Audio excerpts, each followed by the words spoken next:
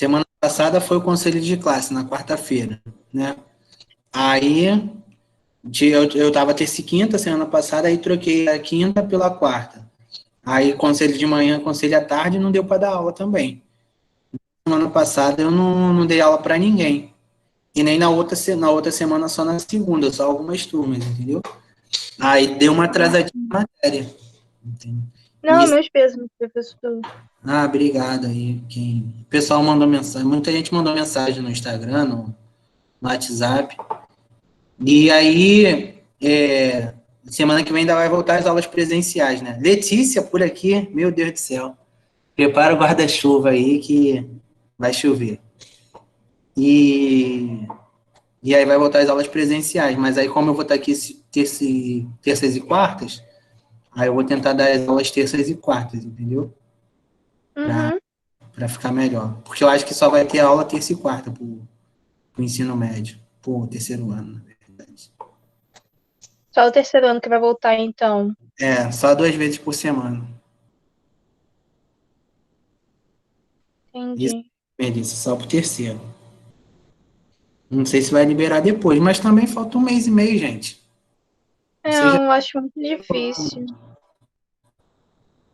praticamente todo mundo já tá no terceiro ano. Tá aparecendo para vocês aí? Ah, Uhum. tá aparecendo?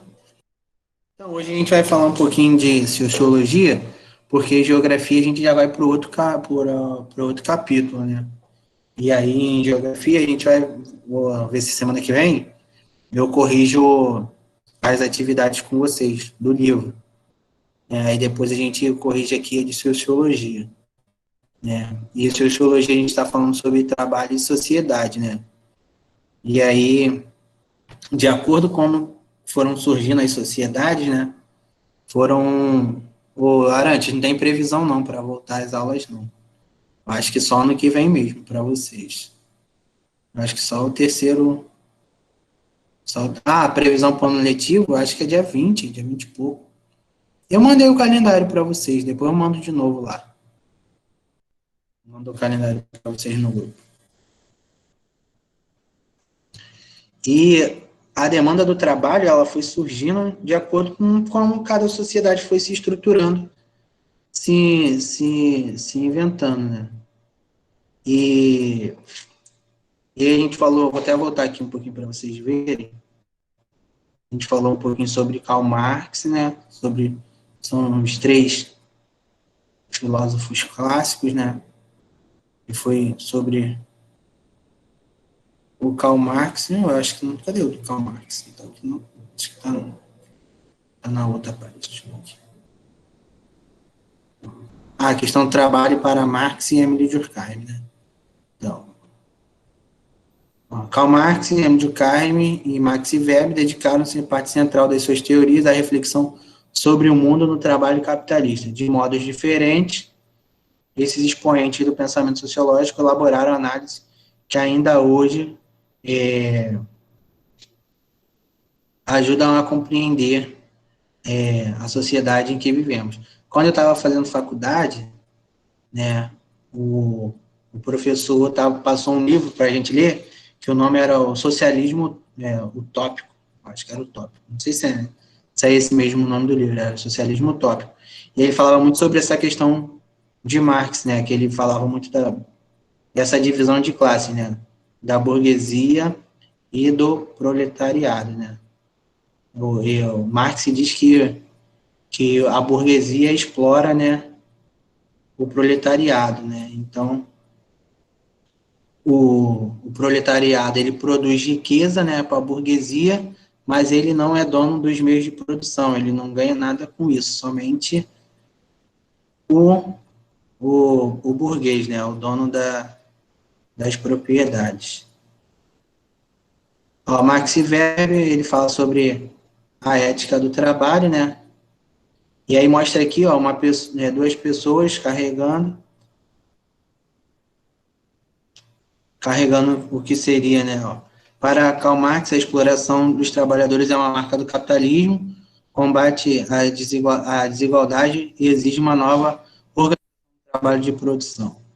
Aí, alguém pediu para entrar. Douglas também entrou. Vamos lá, o Max Weber. Aí, vamos. Ó, partiu dos pontos de vista diferentes, apresentado por Marx, ó.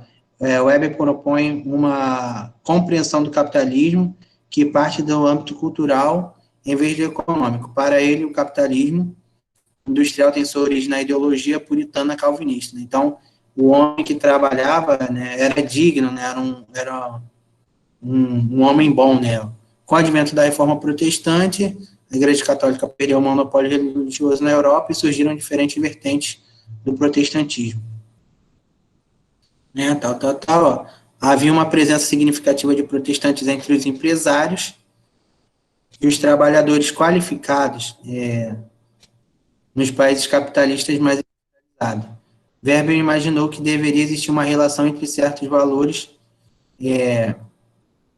Aí, Mel entrou também. Certos valores calvinistas e puritanos e a gênese do capitalismo moderno. Então, ele dizia que algumas pessoas nasceram para ser empresário, para ser donos, né, dos negócios, e outros nasceram para ser os trabalhadores, né? Analisando as conexões entre as mudanças na esfera religiosa e as transformações na economia, o que ele denomina de espírito do capitalismo. Weber observou um fato importante, a mudança de valores e atitudes graças ao surgimento do protestantismo e criou a predisposição ao trabalho, como um modo da salvação da alma. A partir desse momento, o trabalho passou a ser visto como algo voltado para a glorificação de Deus e também como a principal fonte de salvação, né? Então, tem uma frase, né, que um sapateiro perguntou a Martinho Lutero, falou assim: Martinho Lutero, como que eu posso agradar a Deus, né, louvar a Deus com o meu trabalho, né, o sapateiro. Aí o Martinho Lutero falou assim para ele: faça o melhor sapato que você puder fazer, né. Então, esse era o tipo de pensamento do Weber, né, que ele buscou mostrar que o trabalho, né, glorificava a Deus, o homem que era trabalhador glorificava a Deus. Ó. O Weber buscou na história da racionalização do trabalho a explicação para o surgimento das relações de trabalho capitalista, em que o trabalho se torna um valor em si mesmo, uma vocação. Então, quando a pessoa fala que é vocacionada a fazer alguma coisa, ele está pegando um pouquinho lá de Max Weber. Ó, ele afirma que, para os protestantes, com base no seu sucesso profissional, que o indivíduo recebe a indicação da salvação. O sucesso no trabalho é um sinal divino de que a pessoa será salva. Como isso se explicaria? A existência de ricos e pobres. Os ricos seriam disciplinados e imbuídos de espírito empreendedor, ao passo que os pobres deixariam-se levar pela imprevidência, né, e pela preguiça, motivo pelo qual eles não prosperariam. Assim, Deus abençoaria seus escolhidos por meio do sucesso no trabalho. Né? Então, isso aí é uma doutrina, né, de Weber, não quer dizer que isso é uma verdade, né, não é um fato. Assim, a interpretação de Weber sugere que a ética protestante contribuirá para que os frutos do trabalho fossem direcionados à acumulação, e não ao consumo nem aos gastos supérfluos. Essa ética seria um fator cultural determinante para o desenvolvimento do capitalismo. Então, Marx ele fala da relação, né, Karl Marx fala dessa relação da burguesia com o proletariado, né, que a burguesia é dona dos meios de produção e o proletariado gera riqueza, mas não é dono dos meios de produção, né, não recebe nada mais por isso. E o que Emile Durkheim fala, né? Ele vai falar aqui, o trabalho como gerador de solidariedade. Assim como para Marx e Weber, o contexto de desenvolvimento do pensamento de Emile Durkheim foi a Europa, né? Onde a sociologia surgiu. Em processo de industrialização. Porém, ao contrário da visão crítica estabelecida por Marx e Durkheim, argumenta que a divisão social do trabalho ela seria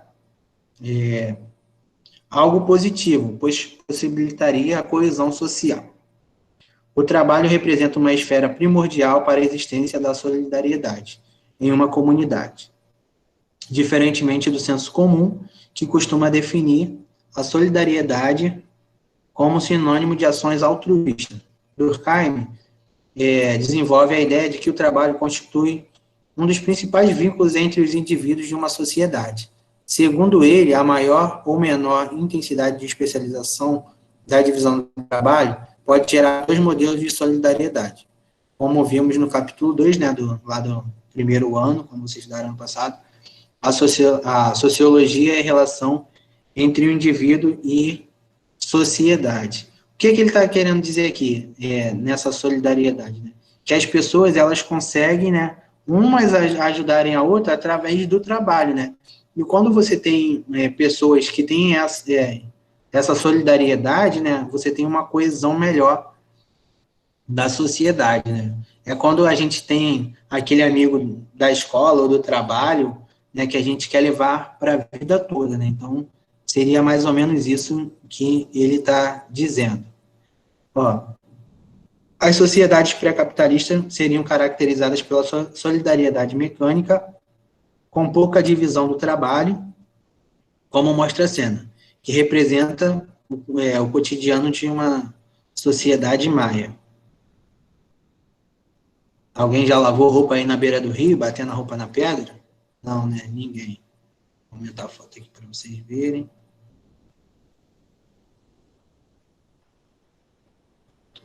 Vamos lá. Próxima página. Vamos lá. Ó, a solidariedade mecânica, de acordo com Durkheim, é típica de sociedades pré-capitalistas, mas nas quais a coesão social se constrói por meio de forte identificação dos indivíduos com as tradições e os costumes culturais da comunidade, pois a divisão do trabalho pouco influencia as relações. Nesses casos, a consciência coletiva exerce um intenso poder de coesão nas ações individuais, né? Então, ele está dizendo que as pessoas, o que ela tem aqui, ó? Elas têm uma forte identificação. Quando você gosta da outra pessoa, né? Você se identifica com a outra pessoa. Você tem as mesmas tradições e os costumes, né? Culturais, né? Então, isso aí influencia nas suas relações. Às vezes a gente não percebe, mas influencia bastante nas nossas relações. Né? Torna nossas amizades, nossos círculos, né, de amizade mais coesos. A divisão do trabalho é um processo de especialização de funções que torna os indivíduos interdependentes. Para Durkheim, a modernidade é caracterizada por relações de trabalho capitalista, com alto grau de divisão do trabalho e heterogeneidade cultural. A grande diversidade de funções e dos trabalhos produzidos nessa sociedade faz com que se fortaleça independência entre os indivíduos. A esse novo vínculo entre os membros de uma sociedade, Durkheim denominou a solidariedade orgânica. Nesse caso, a coesão social não é garantida pela rigidez de uma consciência coletiva, coercitiva, mas sim para suprir as necessidades individuais, tendo em mente o que é produzido pelos outros membros do grupo. Né? Então, a solidariedade orgânica seria como se fosse o nosso relacionamento com a nossa família, entre aspas, né? Orgânica seria aquele tipo de relacionamento que a gente não poderia escolher, né? Então, quando a gente tem um chefe que é chato, né? Ou um professor até que é chato, ou um inspetor da escola, alguma coisa assim. Então, esse tipo de solidariedade é orgânica.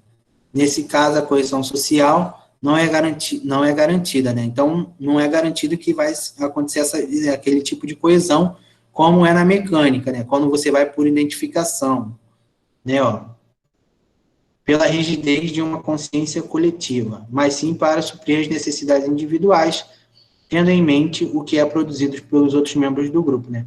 Então, você vai trabalhar porque você tem tipo uma obrigação, né? Você tem que, por exemplo, se você trabalha numa empresa e tem uma pessoa que você não gosta, como vocês dependem um do outro e trabalham no mesmo setor, de alguma forma vocês vão ter que ter uma solidariedade, e essa solidariedade é orgânica, por mais que vocês não se gostem, não se falam, mas vocês têm uma interdependência porque vocês trabalham juntos. Conseguiram entender, mais ou menos? Sim. Deu para entender? Beleza. Então vamos lá.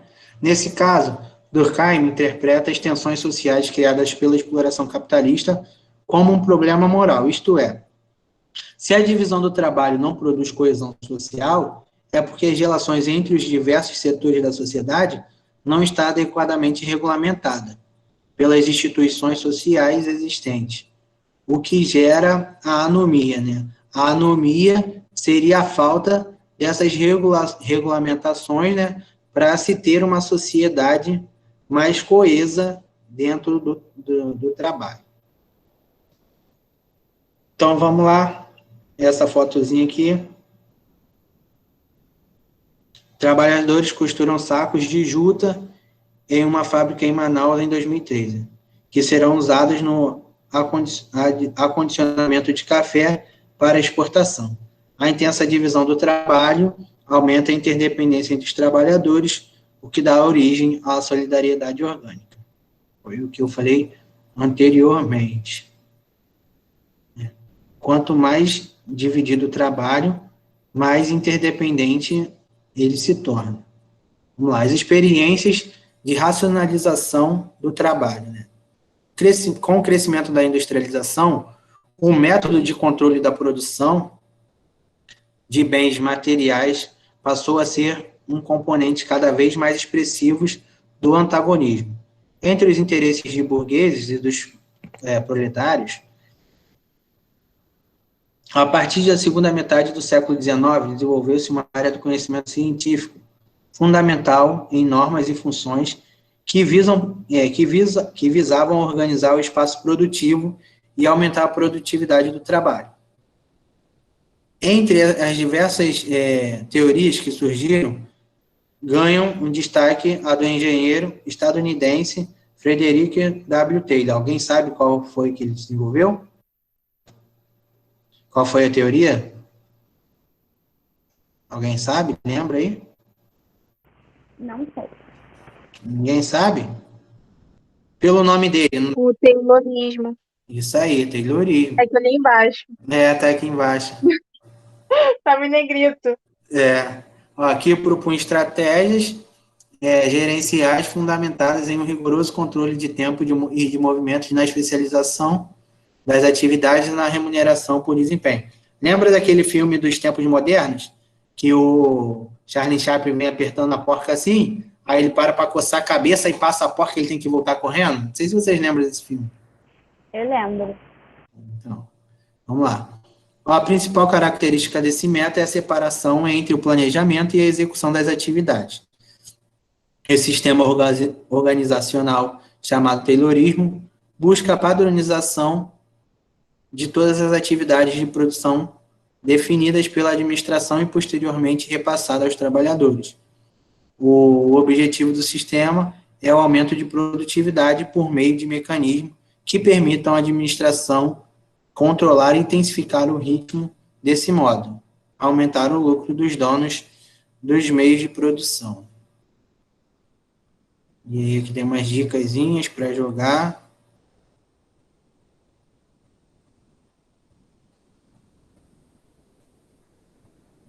Tem o livro, Frederick Taylor. Até que ele não era feio, não, né?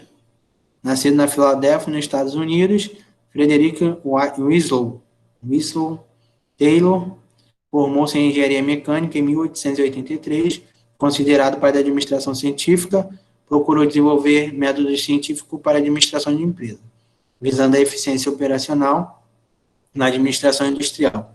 Em seu livro Princípios da Administração Científica, de 1911, defendeu a racionalização das tarefas que cabiam à administração e à produção, com o intuito de obter maior rapidez e precisão no trabalho, que aumentaria a produtividade nas fábricas. Vamos lá.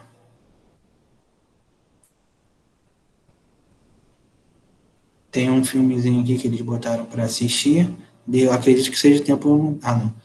A classe operária vai para isso. O filme mostra trajetória de Ludovico Massa, também conhecido como Lu, um simples operário italiano do período áureo do Fordismo, que se dedica inteiramente à linha de produção, até sofrer um acidente e começar a questionar toda a estrutura da fábrica e o próprio sistema capitalista. Um modelo prático de organização da produção que se baseou no Taylorismo foi o Fordismo. Seu criador, Henry Ford, desempenhou um papel fundamental na difusão do sistema de organização do trabalho, que aliou o esquema taylorista às suas próprias ideias. Proprietário da Ford Motor Company, em Detroit, nos Estados Unidos, Ford inovou o cenário industrial a partir de 1914, ao produzir veículos padronizados em grandes quantidades, o que barateava os custos da produção. Para alcançar o consumo em massa, para alcançar o consumo em massa. Para isso foi criada uma linha de montagem em série, na qual os trabalhadores fixavam em seus postos e o objetivo do trabalho se deslocavam em trilhos, os objetos de trabalho se deslocavam em trilhos ou esteiras. Cada trabalhador deveria ser especializado em uma única tarefa e o ritmo era ditado pela velocidade da linha de produção. Ao repetir movimentos iguais incessantemente, o operário atuava como uma peça de máquina, alienado do conjunto do seu trabalho. Partia-se do princípio de que os trabalhadores eram pagos para executar, não para pensar. O modelo taylorista-fordista ocasionou um alto índice de rotatividade, sobretudo nas áreas mais próximas às linhas de produção, com baixo nível de qualificação educacional e profissional dos operários, os que tornavam descartáveis. Esse sistema de organização do trabalho expandiu-se para o mundo e passou a ser amplamente utilizado no século XX, sobretudo após a Segunda Guerra Mundial, a partir do grande crescimento econômico pelo consumo em massa. Vocês lembram quando que foi a crise? Qual ano que foi? Crise de 29? Isso aí, que a Bolsa de Nova York quebrou. A linha de produção de carros modelo T da Ford nos Estados Unidos, entre 1910 e 20. O controle do tempo dos movimentos do trabalhador garantia tanto a aceleração da produção quanto o dissipamento dos corpos em um contexto crescente da desumanização e da alienação do trabalho. Então, o cara que ficava botando ali a porta, botando uma roda, ele ficava só fazendo aquilo ali o tempo todo, né? Ele não fazia outra coisa, só fazia a mesma coisa o tempo todo. Então, os trabalhadores acabavam se tornando alienados, como se fossem mais uma peça da linha de produção. Ó, para os pensadores que analisaram do Fordismo sobre a sociedade, este foi baseado em um modelo de família, de produção e de consumo. Segundo o filósofo Antônio Gramsci, por exemplo, o aumento do salário promovido por Ford para os seus operários, a chamada jornada de $5, não foi benevolência do patrão. Ford pretendia obter o consentimento e menor resistência dos trabalhadores em relação à aceleração do ritmo de trabalho e à desqualificação do trabalhador. O controle do corpo do trabalhador era muito importante, a fim de mantê-lo forte e saudável à rotina de trabalho. A lei seca nos Estados Unidos visava justamente proibir bebidas alcoólicas, principal distração dos trabalhadores. A monogâmica era também estimulada, a fim de deixar o trabalhador concentrado no seu trabalho. O economista francês Benjamin Coriat também foi um dos estudiosos do Fordismo. Para ele, o principal resultado do Taylorismo e Fordismo é o fim do ofício. O controle político sobre os trabalhadores por meio do controle de capital sobre a máquina, que passa a ocupar o papel central no processo de produção. O trabalhador vira um apêndice da máquina.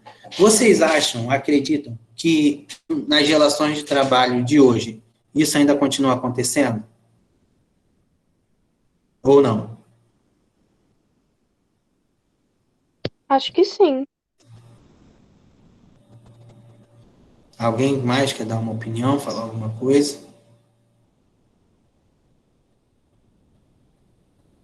Não? Ninguém? Não, Oi? coisa da Karen. Então, o que que acontece? Vou dar um exemplo aqui da polícia militar, né? Não sei se aí o pai de vocês faz extra, faz proex, faz RAS, não sei se algum faz, né? Mas, por exemplo, olha como que a polícia é esperta, né? Ao invés de ela contratar um novo policial, né? Aí tem que pagar férias, tem que pagar 13º, passagem, tudo. O que que ela faz? Ela fala assim, não, você faz uma hora extra lá, de 8 horas, ganha R$ 250, né? Só que isso acaba prejudicando a saúde do trabalhador, porque ele vai ter que trabalhar mais, né? Ou então, quando você faz uma hora extra também no trabalho. Não, vou fazer uma hora extra que eu estou precisando de um dinheirinho, né? Na verdade, você pensa que está ganhando, mas na verdade você está gerando mais lucro para aquela empresa que você está trabalhando, né? Com essa situação aí da pandemia, muita gente está trabalhando em home office, né? E aí você trabalha muito mais do que você ir para a empresa, porque quando você vai para a empresa, você vai lá, liga seu computador, trabalha e vai embora. E depois não trabalha mais em casa. Agora em casa não, você... Professor, Oi, fala, meu. mas de certa forma, ele não deixa de estar ganhando mais. Tá, mas, por exemplo, o Mel é empresária, né? Por isso que ela se meteu aqui, sem vergonha. É, por exemplo, Você não acha? Porque tem. pode falar. Não, vai, fala. Não, mas olha só. Porque, por exemplo, se a pessoa está fazendo hora extra, é porque não conseguiu terminar o trabalho, né? E às vezes o trabalho não é só para uma pessoa fazer, vamos botar que seria para duas pessoas fazer. Só que a pessoa está fazendo hora extra para suprir, entendeu? E às vezes, em vez de o patrão contratar uma outra pessoa, que ele teria muito mais gastos, né? Com previdência, com essas coisas todas, ele paga uma hora extra ou dá uma gratificação para a pessoa, mas a pessoa acha que está ganhando mais, mas na verdade ela também está sendo explorada, entendeu? Porque é menos tempo que ela fica com a família, é menos tempo que ela tem para descansar, entendeu? Não tem só ponto positivo, tem ponto negativo também. Por mais que ela ganhe um dinheirinho, tem alguns pontos negativos, entendeu? Não, eu entendi, mas eu não sei se são todas as empresas assim, ou na PM é assim, mas você não é obrigado a fazer o extra. Por exemplo, tem empresa que é banco de hora, né? Aí você faz o banco de hora lá, e aí, por exemplo, fiz 30 horas no banco de hora. Meu trabalho é 8 horas, vou ficar 2 dias em casa, ainda vou ficar lá com umas horinhas lá, para depois eu tirar, entendeu? Depende da empresa também. Eu sei que a pessoa faz hora extra porque precisa, né? Ninguém, se não precisasse, não iria fazer, né?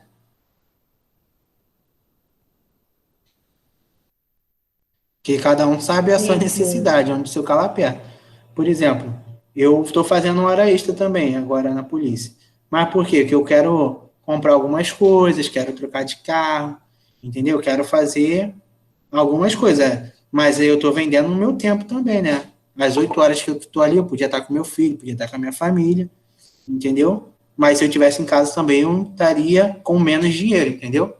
É uma balança, né? A gente tem que saber equilibrar. Tem os pontos positivos e os pontos negativos. Alguém quer falar mais alguma coisa? Professor, também, eu tô falando isso em questão antes da pandemia, que Uhum, como muita gente trabalhando nas empresas, elas têm uma grande sobrecarga no trabalho, elas acabam levando o trabalho delas para casa, ou seja, uhum, o tempo que elas teriam destinado para o lazer, para o ócio, elas acabam trabalhando sem qualquer tipo de remuneração, uhum. Não, e entende? isso acontece muito. Por exemplo, ontem, ontem era a minha folga, né? E eu estava fazendo um plano de aula, um plano de aula não, tirando falta do pessoal do fórum, entendeu? Eu estava trabalhando, mas não estava ganhando nada, entendeu? Mas no momento que eu podia estar em casa descansando, estava lá tirando falta, entendeu? É bem o que você falou, né? Mas é aquilo, tem.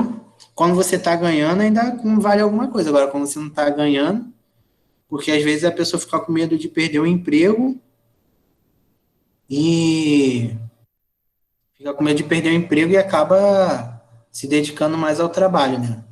Entendeu? Sim.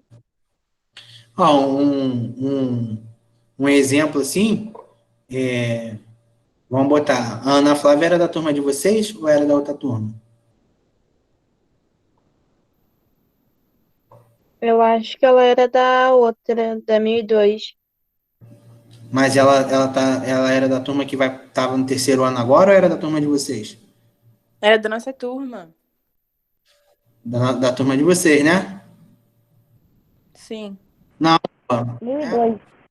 não, pô, tá, ela era da turma de vocês, mas ela já tinha repetido 2 vezes, não era isso? Ou não? Acho que ela Quem? repetiu uma vez só. Ana Flávia. Ah, acho que foi uma vez só. Então, a Ana Flávia, por exemplo, ela preferiu trabalhar do que estudar, entendeu? Mas o trabalho para ela foi bom porque ela ganhou dinheiro, mas foi ruim porque ela ficou reprovada na escola, entendeu? Então, tem essa balança aí que a pessoa tem que ver, né? Porque não adianta nada ela trabalhar e não ter um futuro legal, né? É, Não, professor, mas a gente também não sabe das condições dela em casa. Se ela tava trabalhando, ela é, tinha um motivo, né? A gente mas não é sabe. isso que eu falei. Isso aí, eu falei, cara. Como eu falei com a Mel, cada um tem sua necessidade. Cada um sabe onde seu calo aperta, né? Eu vou passar um videozinho aqui agora que fala um pouquinho sobre isso, né? Sobre as relações do trabalho. Tá aqui. Se tiver saindo no som, aí vocês me avisam aí que tá saindo o som direitinho.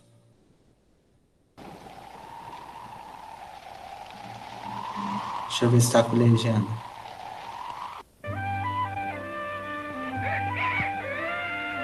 Acho que tá sem legenda. Deixa eu botar a legenda aqui.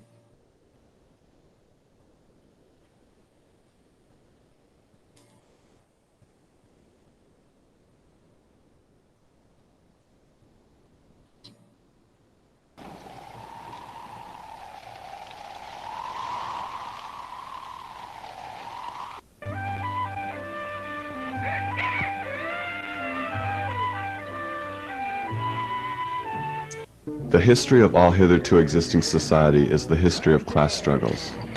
In the earlier epochs of history, we find almost everywhere a complicated arrangement of society into various orders. In ancient Rome, we have patricians, knights, plebeians, slaves. In the Middle Ages, feudal lords, vassals, guildmasters, journeymen, apprentices, serfs. Our epoch, the epoch of the bourgeoisie, possesses, however, this distinctive feature. It has simplified class antagonisms. Society as a whole is more and more splitting up into two great hostile camps, into two great classes directly facing each other, bourgeoisie and proletariat. The bourgeoisie has at last, since the establishment of modern industry and of the world market, conquered for itself, in the modern representative state, exclusive political sway.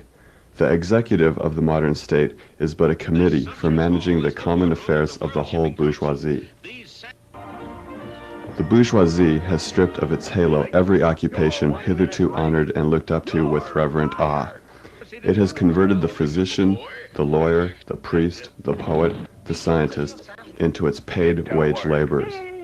It has left no other bond between people than naked self-interest, than callous cash payment.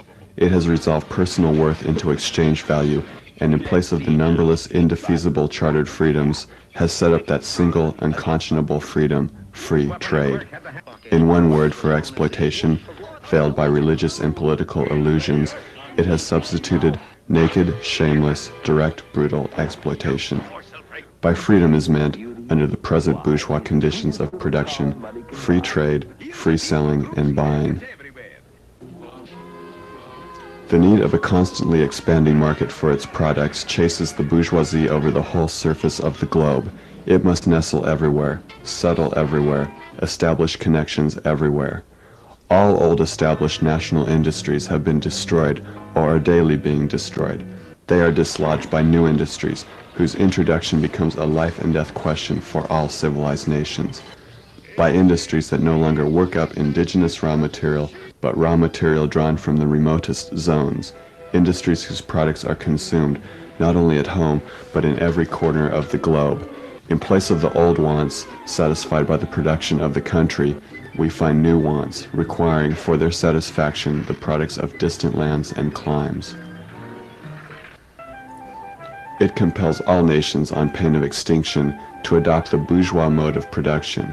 It compels them to introduce what it calls civilization into their midst, i.e., to become bourgeois themselves. In a word, it creates a world after its own image. It has agglomerated population, centralized the means of production, and has concentrated property in a few hands.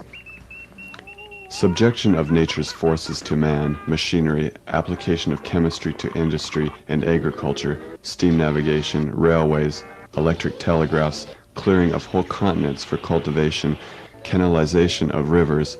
What earlier century had even a presentiment that such productive forces slumbered in the lap of social labor? Modern bourgeois society, with its relations of production, of exchange, and of property, a society that has conjured up such gigantic means of production and of exchange, is like the sorcerer who is no longer able to control the powers of the netherworld whom he has called up by his spells. In these crises there breaks out an epidemic that in all earlier epochs would have seemed an absurdity, the epidemic of overproduction. And how does the bourgeois get over these crises? On the one hand, by enforced destruction of a mass of productive forces, on the other, by the conquest of new markets and by the more thorough exploitation of the old ones. The various interests and conditions of life within the ranks of the proletariat are more and more equalized in proportion as machinery obliterates all distinctions of labor and nearly everywhere reduces wages to the same low level.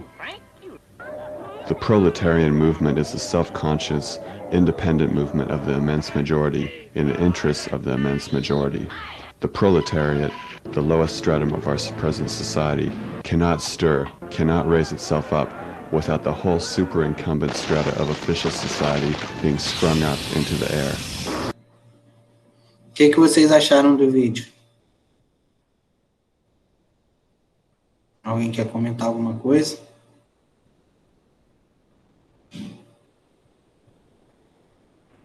Sei lá, bem real, né?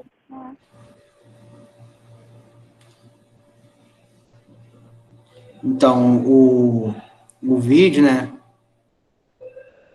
ele mostrou pra gente, né, como que é essa relação, né, entre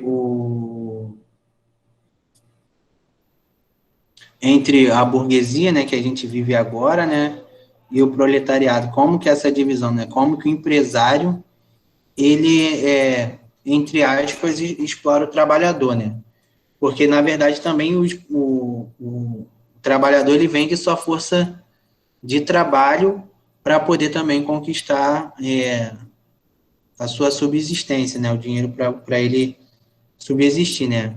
Então, essas relações, elas não vêm de agora, né, elas já acontecem há bastante tempo, né, desde que ele falou lá,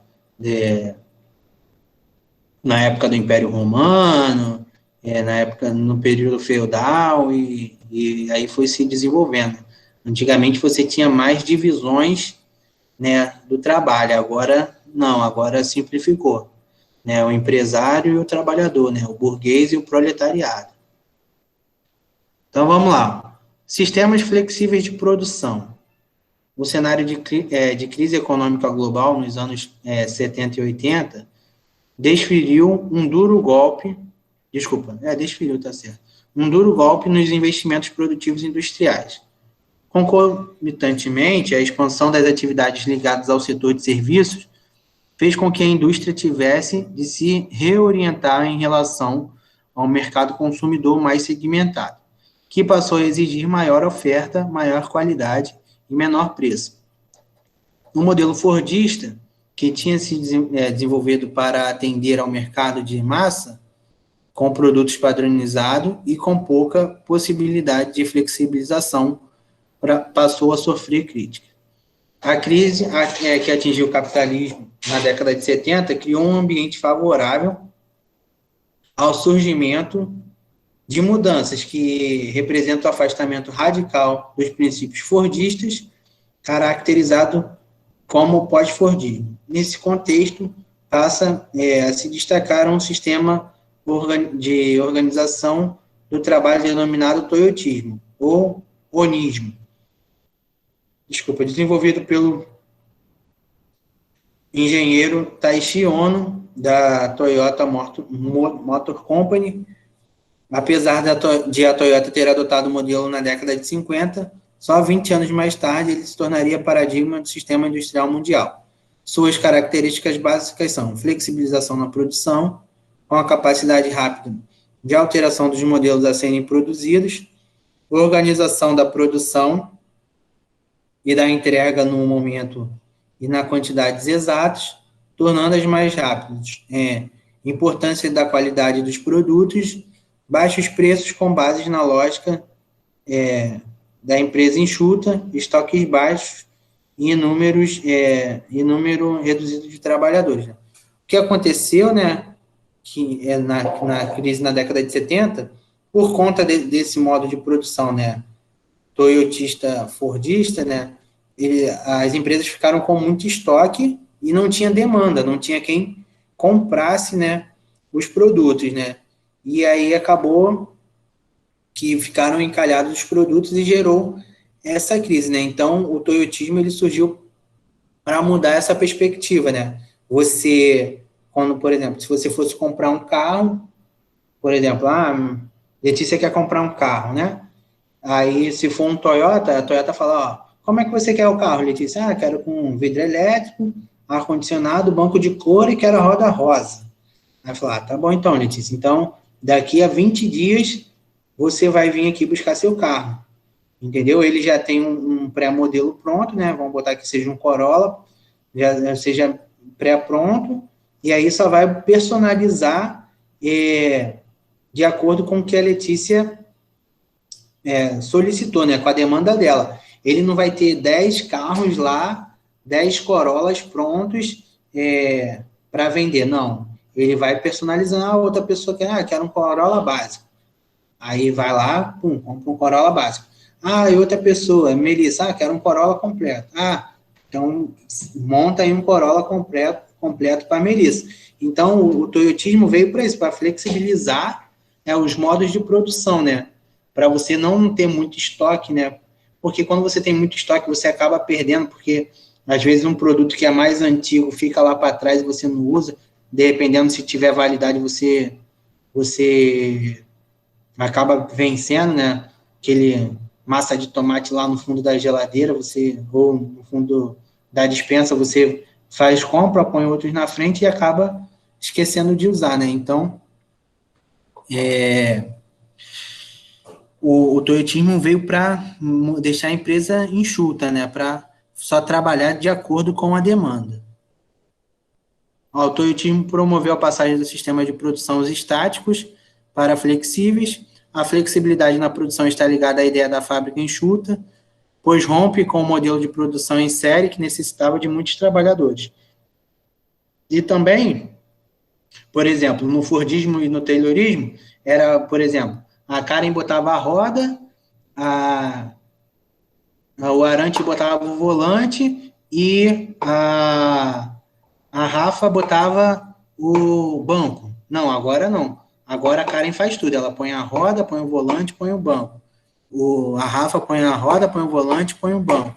O Arante põe a roda, põe o volante, põe o banco, Então, você diminui o número de trabalhadores, o toyotismo pode dar conta de pedidos pequenos de mercadoria, feitos especialmente para um único cliente, bem como a customização em massa, Foi aquela que eu falei, quando a pessoa escolhe o carro, Quando a Letícia escolhe o carro lá com a roda rosa.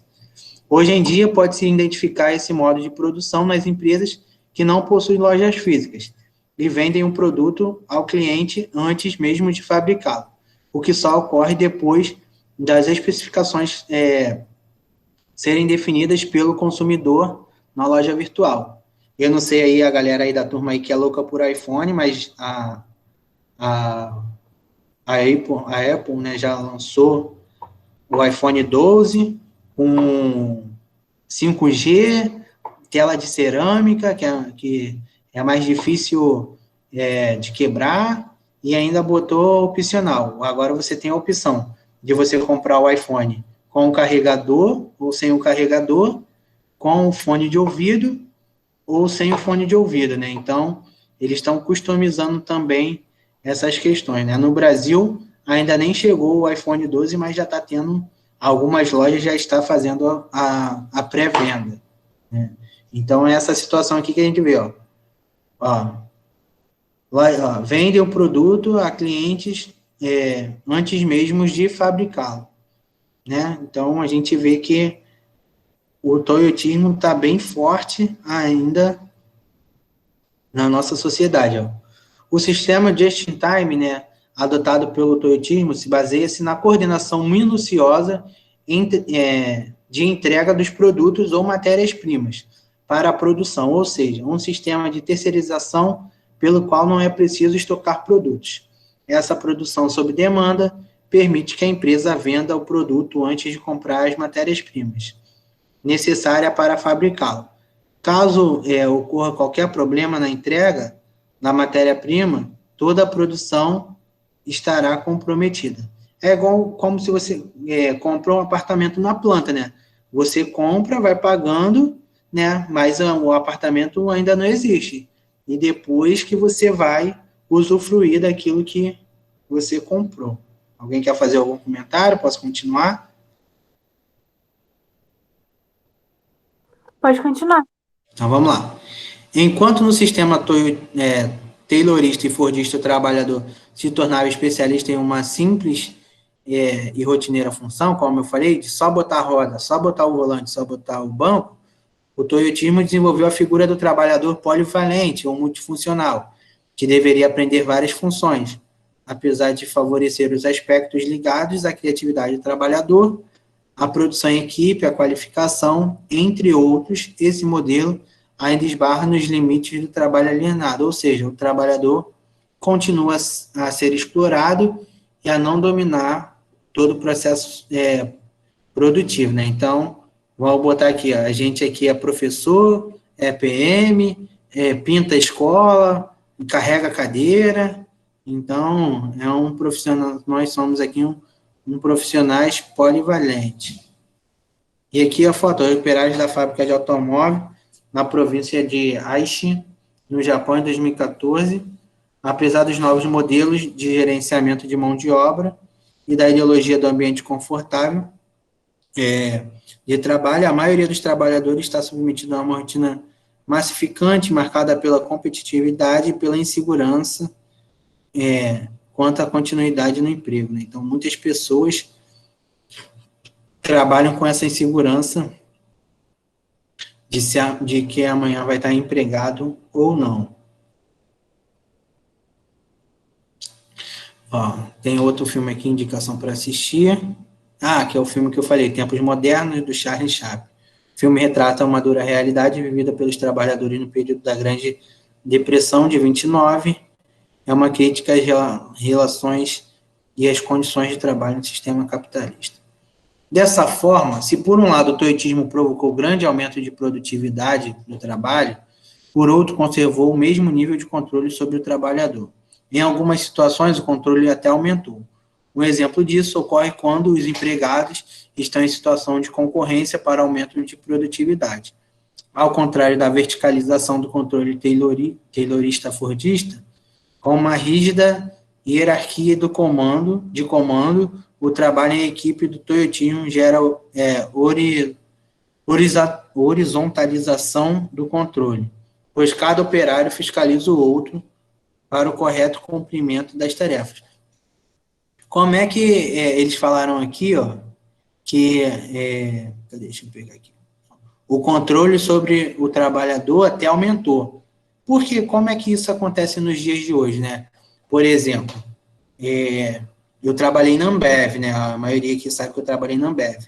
Então, na Ambev, a gente tinha que produzir por dia 1 hectolitro, né? Então, seria mais ou menos aí 33 mil garrafas de litrão por dia, né? Então, se as máquinas, né, todas as máquinas da linha de produção rodassem, né, 33 mil garrafas por dia, a gente estava produzindo um hectolitro, né, que seria 1 milhão de litros de cerveja, mais ou menos, por dia, né? Então, se a gente conseguisse todo dia alcançar esse valor, sem acidente, sem nada, sem parar a máquina, sem a máquina quebrar, aí quando viesse o dissídio, né, que eles falam que é a meta, né, o dissídio que é um aumentozinho que ganhava todo ano, se a gente conseguisse alcançar a meta, né, aí o aumento seria um pouquinho melhor. Então, essas formas aí que eles usam para poder controlar o trabalhador, entendeu? Vamos lá. Outro fenômeno que surgiu com o toyotismo, sindicalismo de empresa, no qual o sindicato estabeleceu uma relação que favorece a aplicação de uma política sindical propícia a alinhar-se com a estratégia de negócios da empresa, gerando uma convergência de objetivos. Esse modelo passou a rivalizar com um sindicalismo combativo, de confronto, de classe e de luta, típico do sistema taylorista-fordista, né? Então, os sindicatos vieram para brigar pelos direitos dos trabalhadores. Em linhas gerais, pode-se dizer que as características do toyotismo listado anteriormente, associadas ao sindicalismo de empresa, as ferramentas gerenciais, o just-in-time e o Kanban, cartela no qual o trabalhador antecede e indica onde parou, é a robotização da produção. Alteraram profundamente a matriz da empresa fordista e geraram novos fenômenos no âmbito da flexibilização do trabalho. Por exemplo, o que o sociólogo estadunidense Richard Sané chamou de corrosão do caráter, referindo-se a expectativas impostas aos trabalhadores que dispensam aspectos do caráter, como lealdades, objetivos de longo prazo, confiança e comprometimento, e valorizam a flexibilidade, o trabalho em rede e a possibilidade de cada um ser capaz de se reinventar o tempo todo. Em suma, o modo de produção toyotismo, por meio de controle de qualidade e desperdício, de trabalhadores sob encomenda e da multifuncionalidade de mão de obra, acelerou a produção, diminuindo os gastos e aumentando a lucratividade das empresas. Aqui ele está sugerindo o livro, Juventude em Ação Sindical. O livro problematiza a situação vivida pelos jovens em inserção no mundo do trabalho. Aqui, quantas pessoas trabalham na turma?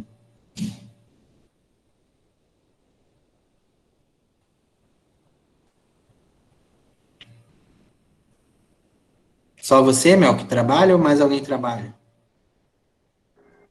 Não faço ideia. Algumas pessoas que trabalham. Não sei se na turma de vocês tem.